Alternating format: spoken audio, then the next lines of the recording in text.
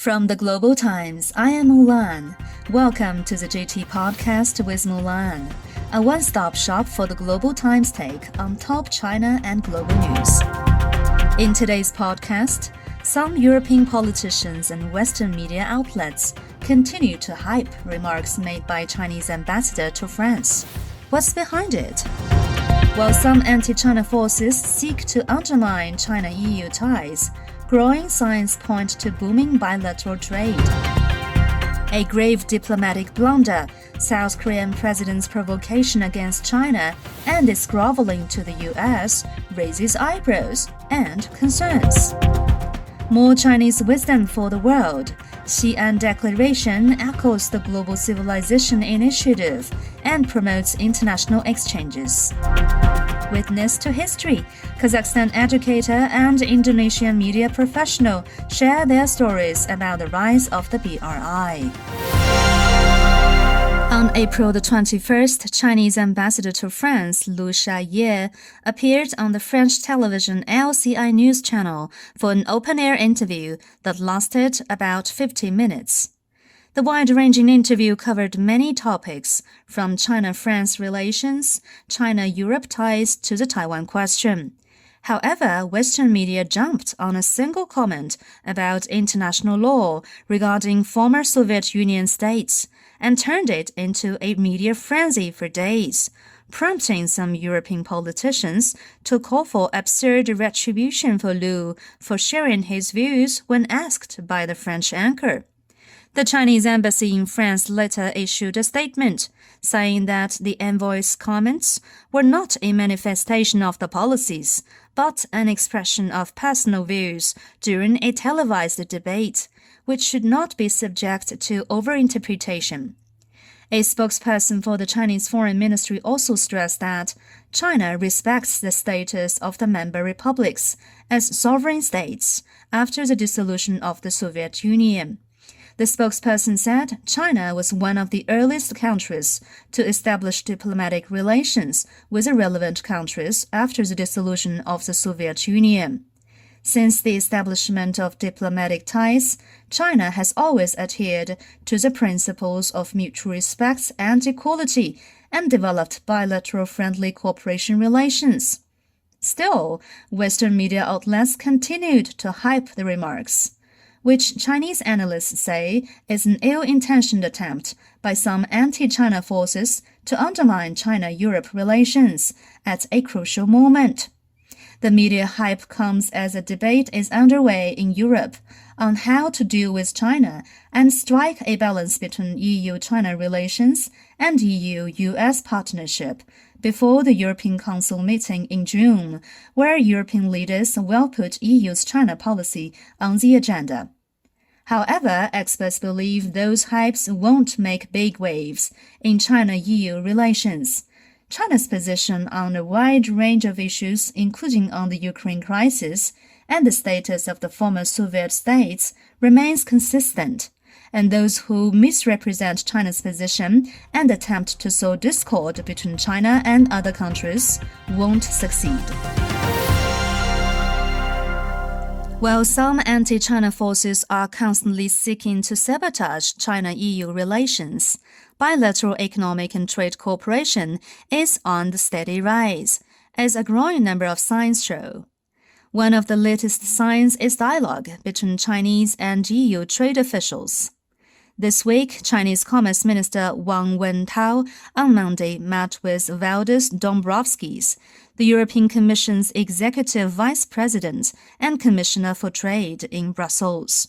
They exchanged views on topics including promoting bilateral trade and investment, maintaining the stability of industry and supply chains, and expanding cooperation in green and low-carbon investment. The face-to-face exchanges are set not only to inject more momentum into bilateral relations, but also to provide an opportunity for the two sides to expound their positions, explore more common ground for cooperation, and avoid potential misunderstandings, analysts noted. During the trip, Wang also met with other EU officials, including those from France and Germany. This adds to busy back-to-back interactions between high-level Chinese and EU officials in recent weeks. Also, there are growing signs pointing to booming bilateral trade. In the first quarter, China's trade with the EU rose by 2% year-on-year to hit 1.34 trillion yuan despite challenges. China's imports from the EU jumped by 5.2%, with that of medical and agricultural products surging as much as 20%. Such a robust trade is expected to act as a cornerstone that continues to drive the sound development of bilateral relations, observers said.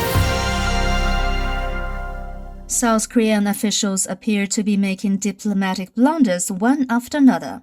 Shortly after South Korean President Yoon Suk-yeol's attitude toward Japan angered many in the country, he made provocative remarks that angered two powerful neighbors, China and Russia.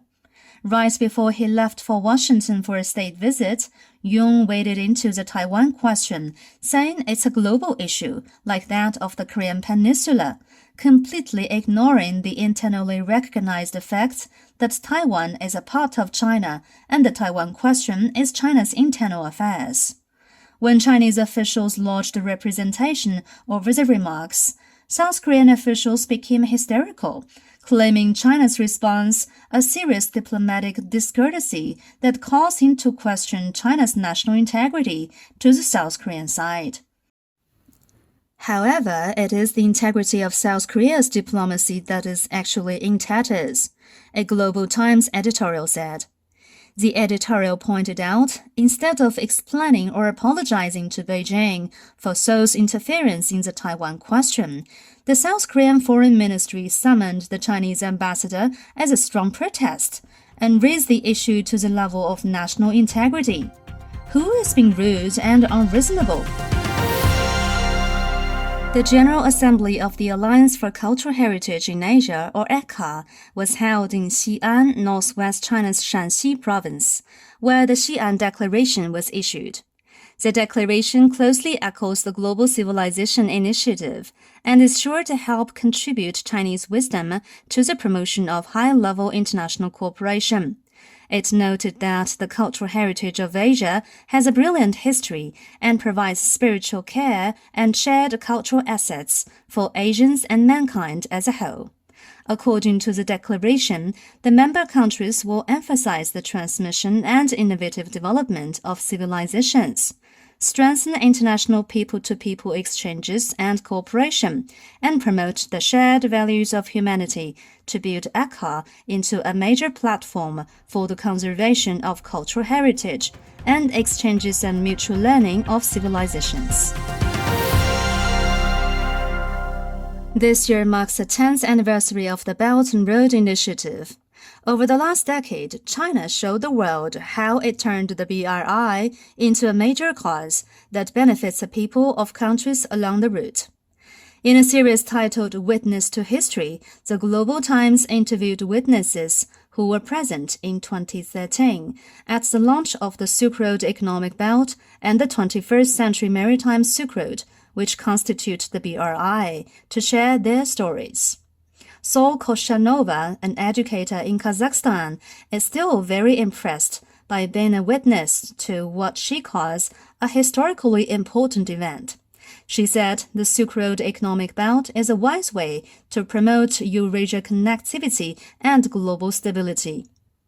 Similarly, Li Zhaohui, a veteran media professional in Indonesia, also vividly remembers the enthusiastic applause that erupted at the Indonesian parliament in 2013 when the concept of building the 21st Century Maritime Silk Road was proposed.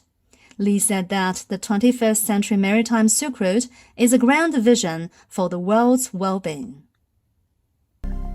That's all for this edition of the GT Podcast with Mulan.